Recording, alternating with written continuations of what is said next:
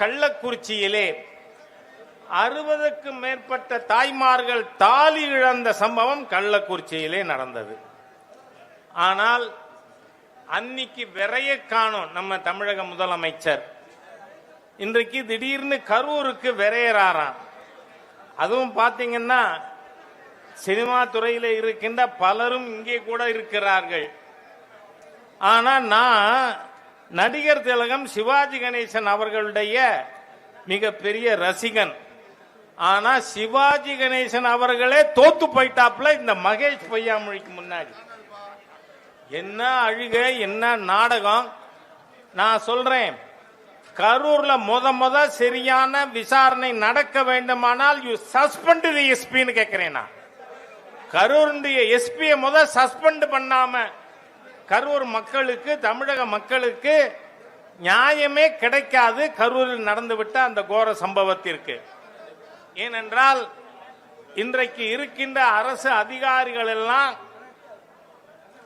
திமுக கரவேட்டி கட்டாத திமுக உறுப்பினர்கள். அதுலயும் கரூர் எஸ்பி நீங்க பாத்தீங்கன்னா பக்கத்தில் இருக்கிற டவுன் பஞ்சாயத்துல ஒரு முஸ்லிம் கார்பரேட்டர் கவுன்சிலர், அவரோட வார்டுல தண்ணி இல்லைன்னு கேட்டாரு ரவிங்கிற நபர்.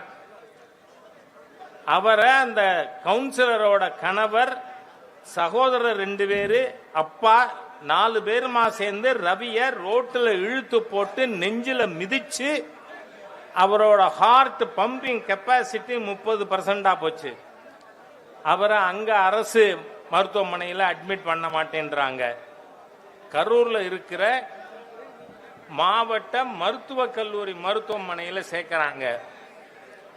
4 நாள்ல எங்களால காப்பாற்ற முடியாதுன்னு வீட்டுக்கு அனுப்புறாங்க. நல்லா ஃபாலோ பண்ணுங்க.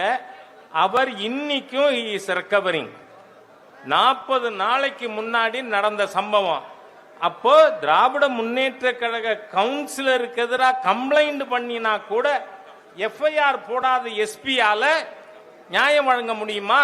அதனால்தான் சொல்றேன், நான் கரூர்ல உண்மையான, நீங்க என்ன கமிஷன் வேணா போடுங்க, உண்மையாக மக்களுக்கு அன்று பாதிக்கப்பட்ட, அன்று உயிரிழந்த 41 பேருக்கு நியாயம் கிடைக்கணும்னா ஃபர்ஸ்ட் அந்த கல்பிரிட் எஸ்பிய சஸ்பெண்ட் பண்ணுங்கய்யா.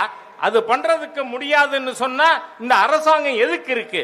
திராவிட முன்னேற்ற கழகம் இருக்கின்ற வரை சாதாரண ஒருத்தருக்கு கூட பாதுகாப்பு கொடுக்க முடியாது.